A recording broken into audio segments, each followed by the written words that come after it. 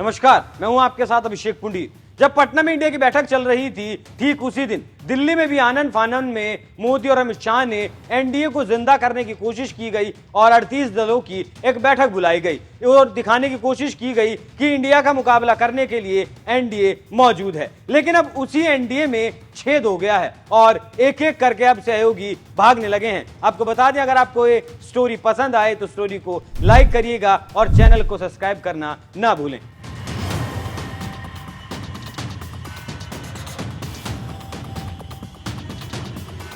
पिछले हफ्ते एक वीडियो काफी वायरल हुआ था जिसमें एआईएडीएमके कार्यकर्ताओं ने एनडीए से निकलने के बाद खासा जश्न मनाया था, पटाखे तक फोड़े गए थे। अब इसकी तासीर खत्म भी नहीं हुई थी कि अब खबर आ रही है कि अकाली दल ने एनडीए से जाने का ऐलान कर दिया है। 4 साल में 8 पार्टियों ने एनडीए का साथ छोड़ा। 2 पार्टियों ने मोदी शाह को धमकी दी। आखिर क्यों बिखर रहा एनडीए का कुनबा? एआईएडीएमके के बाद जेजेपी की नाराजगी बढ़ गई। जेजेपी हरियाणा सरकार में भागीदार है। खबरों की अगर माने तो तमिलनाडु में एआईएडीएमके एनडीए से जाने के बाद हरियाणा में दुष्यंत चौटाला की पार्टी जेजेपी से भी बीजेपी की अब ठन गई है। एआईएडीएमके की तरह ही जेजेपी ने भी गठबंधन तोड़ने की धमकी दे दी। सियासी गलियारों में जल्द जेजेपी और बीजेपी की राह जुदा होने की बात भी कही जा रही है। बीजेपी प्रभारी बिप्लब देब ने खुद की बदौलत सरकार चलाने का दावा भी कर दिया। पहले एनडीए से निकलने के बाद कैसे जश्न मनाया गया वो देखिए।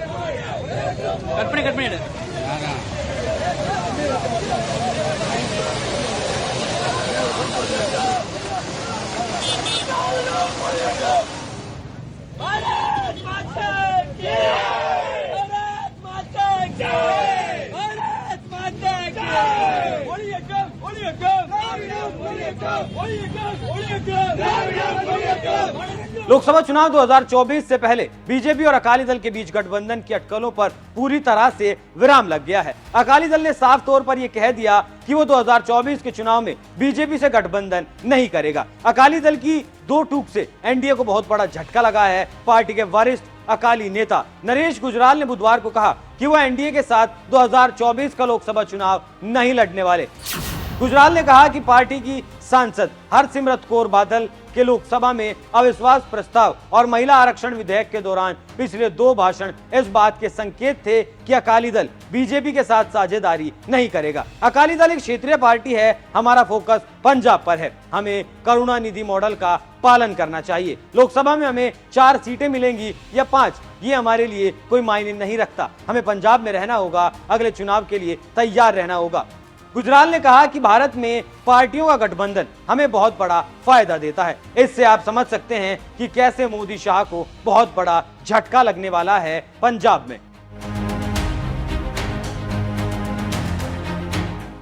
आप जानते हैं कि 1998 में एनडीए का गठन हुआ था और इस गठबंधन से बीजेपी केंद्र की सत्ता में लौटी थी। लेकिन 13 महीने बाद सरकार गिर गई। बीजेपी ने एनडीए को और मजबूत किया और 1999 में 24 पार्टियों के सहयोग से एनडीए की सरकार बनाई। 2014 में भी बीजेपी एनडीए बनाकर चुनावी मैदान में उतरी, लेकिन बीजेपी को मिले पूर्ण बहुमत के बाद एनडीए के दलों में उथल पुथल शुरू हो गया। कई दलों ने आरोप लगाया कि बीजेपी भारी बहुमत पाकर सत्ता पाई थी, लेकिन अब हमारी उपेक्षा की जा रही है। शिवसेना और जेडीयू जैसी पुरानी पार्टियों ने खुद को कमजोर करने का भी आरोप लगाया। 2019 के बाद तो एनडीए में भगदड़ सी मच गई है।